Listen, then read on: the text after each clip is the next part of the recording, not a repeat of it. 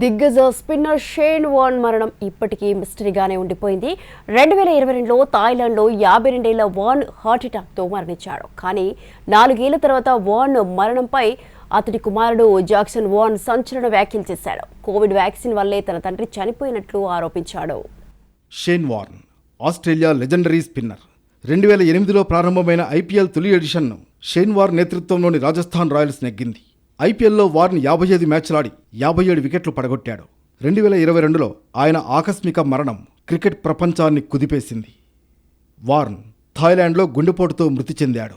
కానీ 4 ఏళ్ల తర్వాత ఆయన కుమారుడు జాక్సన్ వార్న్ సంచలన వ్యాఖ్యలు చేశాడు. కోవిడ్ వ్యాక్సిన్ వల్లే షేన్ వార్న్ మృతి చెందాడన్న కామెంట్స్ హాట్ టాపిక్గా మారాయి. 2 వరల్డ్స్ కొలైడ్ పాడ్కాస్ట్కి ఇంటర్వ్యూ ఇచ్చిన జాక్సన్ వార్న్ నాన్నకు 4 కోవిడ్ టీకాలు ఇవ్వాల్సి వచ్చింది. అవి తీసుకోవడం ఆయనకు ఎంతమాత్రం ఇష్టం లేదు. కానీ అత్యవసర పరిస్థితుల్లో టీకాలు వేయించుకున్నారని చెప్పాడు. కోవిడ్ వ్యాక్సిన్ వల్లే ఆయన మరణించారేమో అని ఇప్పుడు అనిపిస్తోందని, ఆ వ్యాక్సిన్ ప్రభావం ఆరోగ్యంపై పడిందని అన్నాడు. షేన్ వార్న్కు అంతర్గతంగా కూడా అనారోగ్య సమస్యలున్నాయి. ఆయన మద్యం తాగేవారు, స్మోకింగ్ అలవాటు కూడా ఉంది. అవే అలవాట్లు ఉన్న చాలామంది ఇంకా ఎక్కువ కాలం జీవిస్తున్నారు. ఆ సమయంలో నాన్న ఆరోగ్యంగా ఆనందంగా ఉన్నారు. కానీ వ్యాక్సిన్ వేసుకున్న తర్వాతే ఆయన ఆరోగ్యం మరింత క్షీణించిందని చెప్పుకొచ్చాడు జాక్సన్ వార్న్.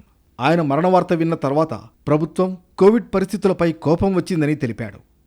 వార్న్ చనిపోవడానికి ముందు 2021లో ఇంగ్లాండ్ వేదికగా జరిగిన 100th టోర్నీలో కోవిడ్ బారిన పడ్డాడు. 2022లో గుండెపోటుతో చనిపోయాడు. ఇది సహజ మరణమేనని అప్పట్లోనే థాయిలాండ్ పోలీసులు తేల్చారు. 4 ఏళ్ల తర్వాత ఆయన కుమారుడు చేసిన వ్యాఖ్యలు టాక్ ఆఫ్ వరల్డ్ అయ్యాయి.